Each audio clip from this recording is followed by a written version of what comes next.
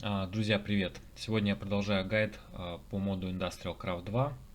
Поговорим про автосадовник. Очень крутая вещь. По сути, а,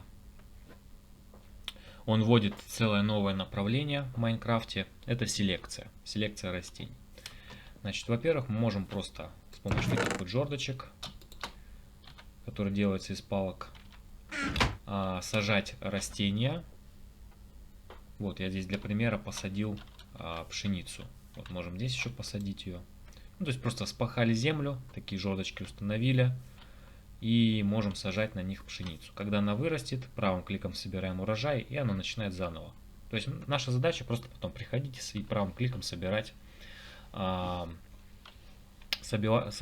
урожай. В отличие от обычной посадки, нам не нужно заново сажать. Вот. В последующих версиях этого мода там еще более классно, там сделали прибор, называемый сборщиком, который может позволить весь процесс вообще автоматизировать. Это супер круто. Еще, помимо прочего, помимо выращивания каких-то стандартных культур, там пшеницы, не знаю, тыквы и так далее, можно заниматься селекцией. Вот, для этого мы берем тут две какие-то культуры, и между ними, соответственно, располагаем вот так вот жердочки. То есть, дважды расположив жердочки, вот такая вот штука получается, как скрещивание. Они будут скрещиваться, и случайным образом у нас будет какая-то культура генериться. С высокой долей вероятности появится такая же культура, с менее низкой вероятностью появляется какой-то новый вид. Вот. Там можно покопаться где-нибудь на Майндвике и почитать, какие там вероятности есть, какие культуры можно вырабатывать. Вот. Причем именно только таким способом можно получить некоторые культуры типа хмеля, типа какао, точнее кофе бобов и типа земляного нароста. То есть они получаются только таким образом. И имеют определенные эффекты. То есть если мы, допустим, сварим, вот это сделаем кофе, здесь можем пиво получить. Причем есть там как бы какая-то адская смесь, если не изменять память, называется кровь дракона из хмеля, которая супер мощная и на какое-то время дает там практически неуязвимость. Вот. Но про это надо там отдельно читать вам. Чтобы нашу селекцию сделать более качественной, вот видите, здесь уже зародился сорняк, и там зародился сорняк. Они могут погубить всю нашу грядку. Чтобы такого не допустить, мы можем использовать антисорняк. Антисорняк крафтится из красной пыли, токсичного порошка и капсулы. Токсичный порошок делается из паучьего глаза, как ни странно. Вот. Значит, если мы будем обрабатывать, здесь уже поздно. Вот. Можем здесь, допустим, обработать, или вот где у нас селекция идет. И, соответственно, предотвратить на какое-то время появление сорняка. Периодически эту процедуру нужно повторять. Вот. Также мы можем использовать удобрения, чтобы ускорить процесс. Так, где-то здесь у меня. Да, вот удобрения можем использовать. Делается из утиль-сырья, смешивание с костной пылью. Вот, или еще какой, там просто вот так можем удваивать, например. Соответственно, можем тут использовать удобрения, чтобы ускорить процесс роста. Вот. Можем еще использовать полив с такой капсулкой. Значит, чтобы делать полив, берем капсулу с водой, заталкиваем экстрактор. Получаем такой вот текст, как на полив. Полили. Еще быстрее будет у нас расти. И, наконец, можно здесь использовать флорометр. Во многих версиях этого мода, к сожалению, эта штука заблокирована на серверах, потому что часто с помощью нее дюпают.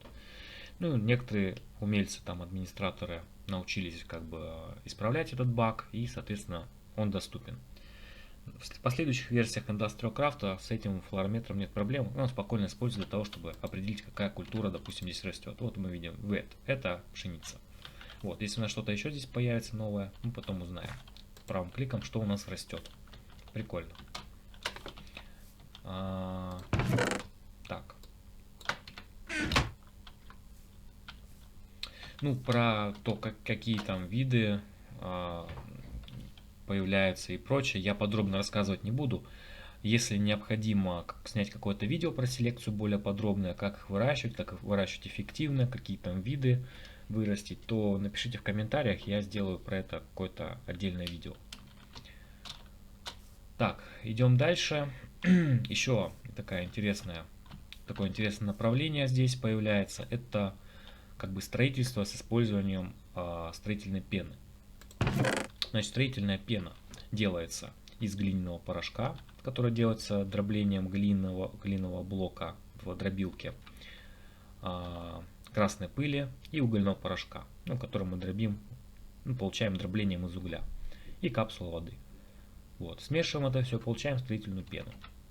Значит, интересная такая вещь. Вот, если мы ее поставим, первое время она вот такая вот. То есть, если мы в нее провалимся, мы можем даже как бы терять очки здоровья, например. То есть, вот, и мобы в том числе. Вот, но через какое-то время она либо затвердевает естественным образом, если есть источник света, либо мы можем ускорить этот процесс с помощью песка. Хоп, и получаем вот такой вот бетон. То есть из строительной пены мы получаем бетон. Либо сам затвердевает, либо с песком смешиваем.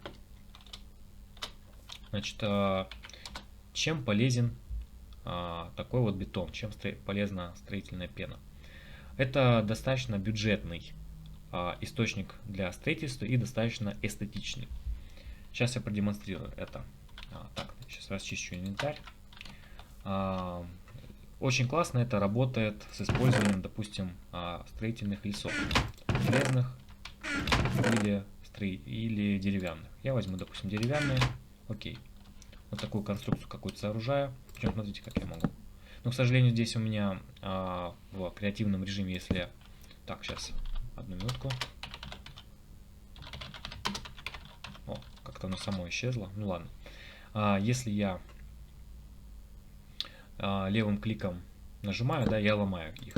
Но если в обычном режиме это делать, да, там не в креативе, то вот эти вот блоки, они будут так вот подниматься. То есть можно какое-то такое высокое сделать, так вот собрать, например. Зачем это нужно, в чем преимущество?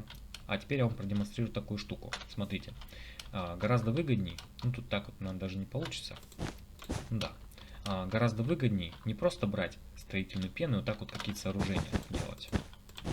Это далеко не самый выгодный способ. Гораздо выгоднее взять пену, сжать в компрессоре, получить такую сжатую пену, потом ее зарядить в пульверизатор, вот, и использовать на строительных лесах. Хоба, видите, на одной строительной пене вот сколько у меня вот таких вот получилось. Ну, точнее, это даже не один, там, по-моему, если не ошибаюсь, вот такой одной сжатой пены хватает на 8 вот таких вот выстрелов. То есть представляете, насколько это большая экономия ресурсов. А потом мы можем эти леса собрать, допустим, поднять, снова выложить и снова вот так вот применить. Хоп. Все, то есть это крайне получается дешевый источник для строительства. Особенно если вы строите какой-то огромный магазин, какую-то постройку большую. Это крайне выгодно. И кроме того, он достаточно эстетично выглядит. Единственный косяк, то что если вы его сломаете, вы, к сожалению, не сможете его также восстановить легко там с помощью этого. Ну, то есть он не выпадает. Это не выпадающий блок. Он просто ломается и все. Вот, поэтому придется как-то восстанавливать с помощью строительной пены. В чем еще фишка вот этой строительной пены? Сразу же продемонстрирую. Я еще чуть попозже буду говорить там про вот такие вот валики. Сразу возьму его просто для демонстрации. Есть различные цвета таких валиков. И можно смотреть, что делать. Можно красить вот эти строительные блоки в различные цвета. И получается просто очень здорово. Это крайне классный материал строительный. Так, ну и, наверное, на сегодня все. Остальное в следующих видео.